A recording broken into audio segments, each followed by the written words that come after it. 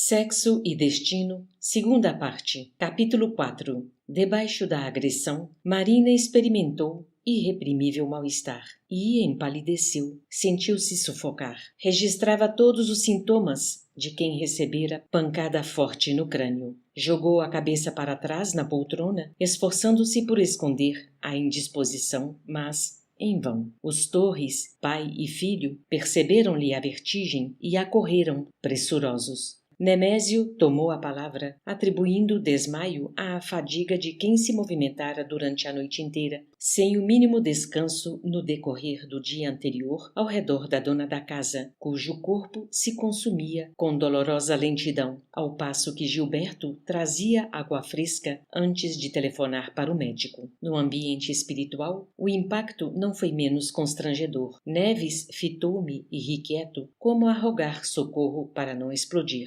Conhecia Moreira de nossa primeira visita ao Flamengo. Entretanto, ignorava os acontecimentos que nos apoquentavam desde a antevéspera. Pelo olhar de censura que nos arremessou, concluí que julgava o aposento da filha invadido por malfeitores desencarnados, numa investida sem qualquer significação, incapaz de ajuizar quanto às causas que impeliam o ex-conselheiro de Cláudio a aquele gesto de revolta, para o qual arrebanhara colegas infelizes, efetuando um ataque categorizado por ele à conta de empreitada punitiva e justiceira. Uma das senhoras desencarnadas, que aguardava o momento de acolher Beatriz, liberta, abordou-me pedindo providências. Moreira e os aderentes despejavam ditérios e obscenidades, injuriando a dignidade do recinto, depois de haverem burlado a vigilância mantida em torno da casa. Não formulava o pedido para que se articulasse a contenção deles, a propósito de preconceitos humanos. Aceitava os recém-chegados na posição de credores da maior comiseração. No entanto, a senhora Torres estava nas derradeiras orações em vias de partir.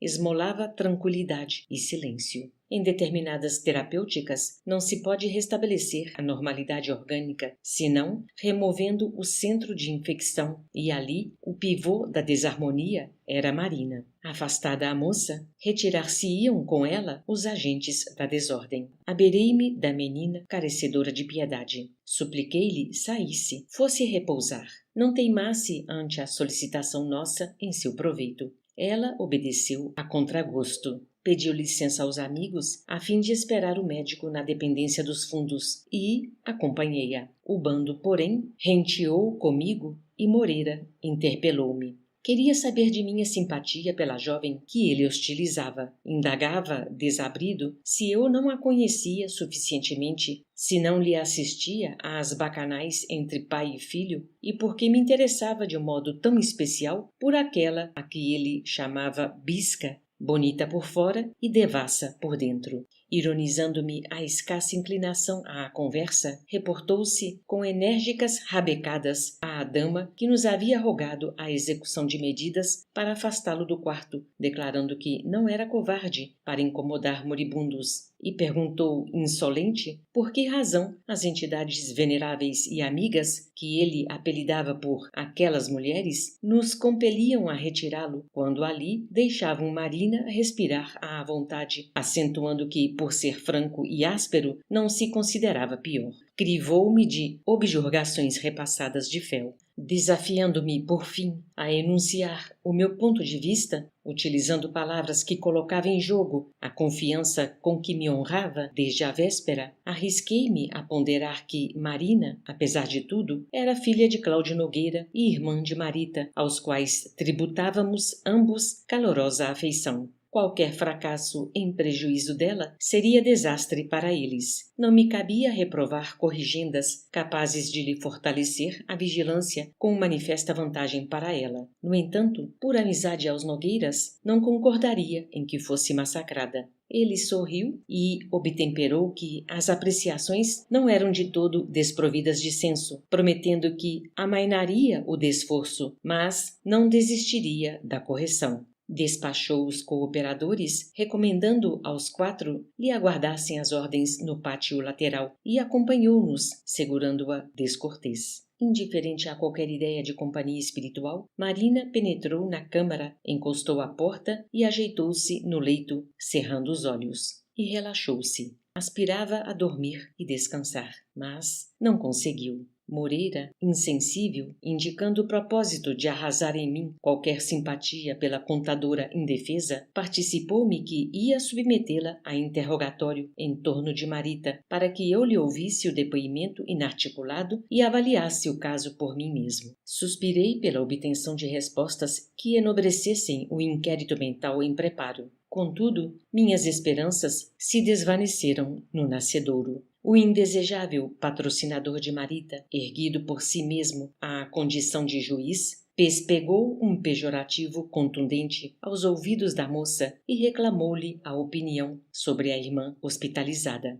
que se manifestasse, que expusesse o seu ponto de vista quanto a aquele suicídio comovedor. Marina, embora debilitada, conjeturou-se tangida pelos próprios pensamentos a lhe buscarem atenção para a irmã acidentada e, presumindo monologar, deixou que os pensamentos ululassem do cérebro sem o travão da autocrítica. Compadecia-se da irmã, parafusava, calculista. No entanto, confessava-se agradecida ao destino por se ver livre dela. Indiscutivelmente, não teria tido coragem de impeli-la à morte. Todavia, se ela própria deliberara desaparecer, cedendo-lhe posição, sentia-se aliviada. Gilberto inteirara de um telefonema que recebera na noite da antevéspera. Confiara-lhe as impressões. Nada de trote. Pelo jeito, deduziram que Marita lhe imitara a voz, efetuando sondagem. Convencida de que o rapaz não a desejava, preferira morrer. Gilberto fora claro, pelos tópicos da conversação pelo fio, dos quais lhe transmitira os mínimos pormenores, Marita investigara-lhe os sentimentos no intuito de arrancar-lhe uma declaração indireta. Desiludida, optara pela renúncia. Em razão de tudo isso, não lhe cabia perder-se em divagações. Se o jovem Torres a amava no mesmo grau de carinho com que se lhe entregara, e se a outra resolvera assumir, nenhum motivo para ralar-se. O próprio Gilberto, semanas antes, perguntara-lhe, de estranha maneira, pelas esquisitices da irmã. Julgava-a desequilibrada, neurótica, ao que se lhe referira à paternidade anônima. O filho de Nemésio acreditava em sífilis na cabeça, asseverando que Marita não servia para casar. Após ligeira pausa no pensamento, como quem apaga uma luz e a reacende, alterando o cenário, a jovem do Flamengo seguiu pensando, memorizando. Telefonara para casa durante a noite e a mãezinha informara que Marita ainda não havia morrido. Contudo, o médico esclarecera a ela, Dona Márcia, em ligação confidencial, que a ciência não dispunha de meios para recuperá-la e que o óbito era questão para daí a alguns dias. O facultativo solicitara-lhe atenções especiais para Cláudio, esmagado de angústia. Recomendara-lhe nada dizer ao marido quanto à opinião aberta que expunha, parecer que formulava apenas para com ela, ao reconhecê-la mais calma diante do sofrimento. Que ela, na condição de mãe, se premunisse contra emoções muito fortes, a fim de sustentar a família no transe que sobreviria a qualquer momento. Aquelas elucidações no silêncio feriram Moreira nas últimas fibras. As notícias médicas, assim desdobradas, portavam para ele os efeitos de um tiro. Não se resignava à ideia de perder Marita no plano físico. Ela, inconscientemente, despendia recursos fluídicos que se casavam com os deles, fornecendo-lhe sensações de euforia e robustez. Retirava dela os estimulantes mentais que lhe vigorizavam a masculinidade, tanto quanto se valia habitualmente de Cláudio para viver sobre a terra como qualquer ser humano. Entre a frustração e a inconformidade, designou Marina com um nome chulo e justificou-se diante de mim quanto à determinação de puni-la. Infantilizado e colérico, bradou que nós ambos víamos juntos o regozijo com que cismava no infortúnio da outra, que eu não lhe podia negar a frieza de sentimentos, que a minha palavra apoiasse a dele em momento oportuno, que eu lhe servisse de testemunha. Marina, porém, continuava meditando, aclarando, qual se aditasse espontaneamente, impressões marginais ao tema que Moreira lhe propusera. Amava a Gilberto, sim, apenas a ele. Descobriria recursos para desvencilhar-se de Torres, pai. Quanto mais corria o tempo, com maior segurança, afiançava a si mesma pertencer ao rapaz. Anelava desposá-lo, ser-lhe a mulher em casa e mãe de seus filhos. No entanto, quando o esboço do lar futuro se lhe configurou na imaginação, o meu interlocutor arremeteu-se contra ela e bramiu: Nunca! Você nunca será feliz! Você matou sua irmã, assassina! Agredida sem que me fosse permitido protegê-la, porquanto a minha interferência isolada se fazia desaconselhável a benefício dela mesma, a jovem experimentou-se invadida de estranho mal-estar.